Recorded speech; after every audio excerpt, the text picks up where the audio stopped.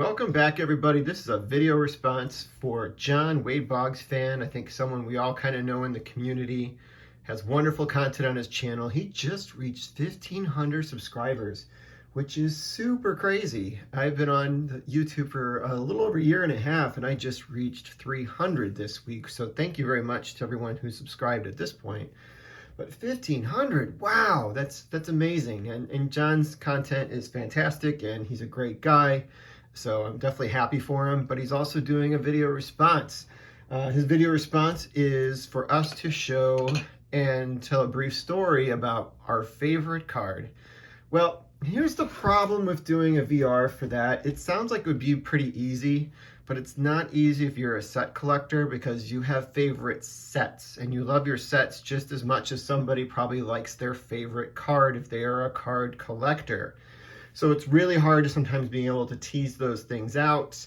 And as you're a set collector, you accumulate a lot of cards as opposed to having like a smaller collection of individual cards if you're more of like a card focused guy. So this actually turned out to be a little bit of a challenge, but so I ended up picking up cards that do have some meaning to me, and they're actually all more recent acquisitions, but they're things that I've also coveted for a while.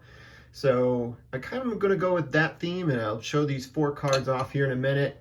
I had a hard time just being able to select 1, 2, because the cards are just so different across the eras. So I actually am going to be touching on pre-war, vintage post-war, kind of modern, and then more super modern as like 4 different sort of areas of collecting throughout baseball's history and also throughout my interests. So, and some of them do touch on sets that I've worked on over the years. So let's go ahead and kick this thing off. And I'm going to start it off with the oldest, going to the newest.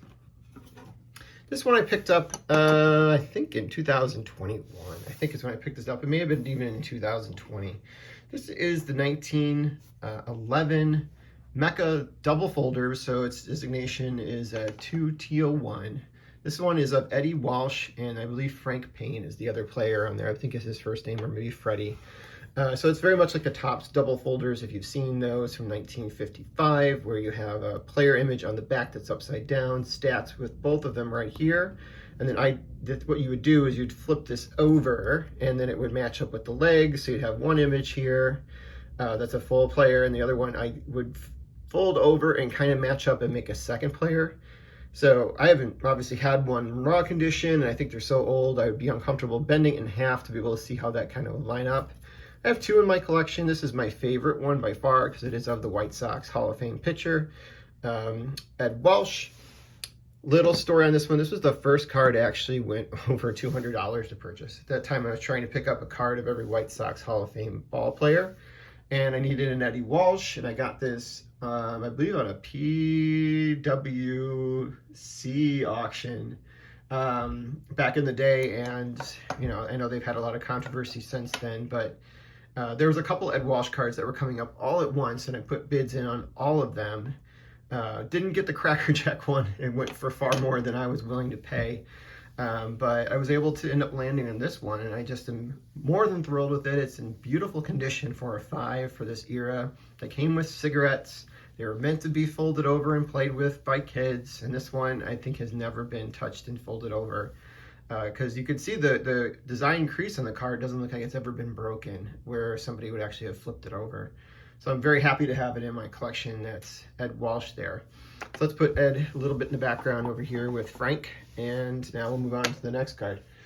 So this one I picked up just last summer when I was at a card show. Sorry about the glare on that one. It's kind of crazy, but you've seen this before, so no new cards here to try to show you. These are all things that have been featured before, but this is the 1953 Bowman Stan Musial color card.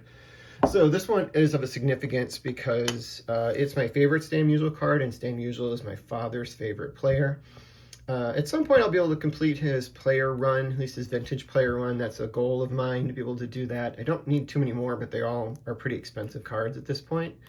And this was more of one of the first big ticket ones that I picked up. And I think it's probably, in my opinion, his best card.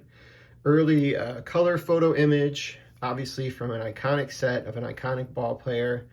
And there's just nothing not to love about this card when he's sitting in the Polo Grounds dugout with the bats rack next to him with the green background that you saw that was pretty classic and known for the Polo Grounds, and then he has this wonderful Cardinals uniform on that was a uniform that he wore through the 1940s and the better part of the 1950s. So again, sorry about the glare. I don't know why it's so glaring here. It's really sunny outside, even though I've closed all the window blinds, but you can definitely see a glare. Probably can see my image though reflected in there as well.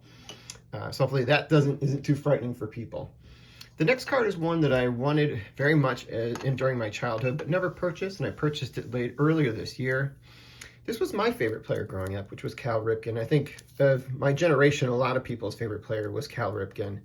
It was often either Cal Ripken or Ken Griffey Jr. seemed to be what people kind of gravitated towards. So it was the juniors during this era of the late 80s and early 90s, which is usually when I started collecting cards, starting as early as 1986. And Ripken obviously was a star at that point when I started collecting, and the more I learned about him, just had a lot of the qualities that I kind of admired in a sports hero. I always had his rookie cards, but I never had the traded card. So this one I never had in my collection. So I always had the image where he was on there with 3 other ball players from the base set. And this was from the traded set, so it's got a little bit of a different back on there. It has a red back on it as opposed to the backs that were used for the other 82 Topps cards. But it's also his first image for Topps where he's a single player image on a card. The other 2 sets, the Donruss and the Fleer, he did have a single image. But this one I think is much more stunning because the pose allows you to kind of see the lettering on his back there as well as part of his number. Had the facsimile signature on there, which I always think is pretty cool. I've since picked up an autograph to go with this card. I don't actively collect him in my collection now, but I knew that was an item I wanted at some point being able to add into my collection. So we'll put Cal over here in the background. So then we're down to just one, and this is where we're going to go much more. It's not ultra modern. I think ultra modern is probably more something you've seen in the last 5 years or so, but it is a modern card. I don't know where Ripken kind of falls in. He's kind of on that line of, do you think 82 is vintage or not? Yes or no. If it isn't, then it's a modern card, but this one clearly is, and this is what I picked up just after the holidays last year, and it's of my other favorite ball player during my lifetime that I had a chance to watch, who had just recently retired at that point. And it's the 2001 Topps Gold parallel of Albert Pujols. This is the ones that are going to be numbered out of 2001. As you know, I'm still trying to track down the one other gold parallel card of him in this set from the traded series, where he's also featured with Ichiro. But that was the other one that I think I really wanted to be able to pick up.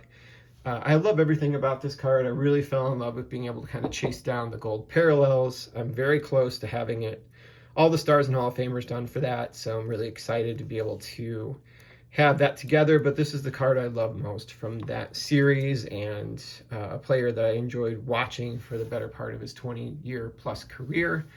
And yeah, it was really nice to kind of see him send Wainwright off along with Yachty last weekend, so it was very nice he made an appearance there.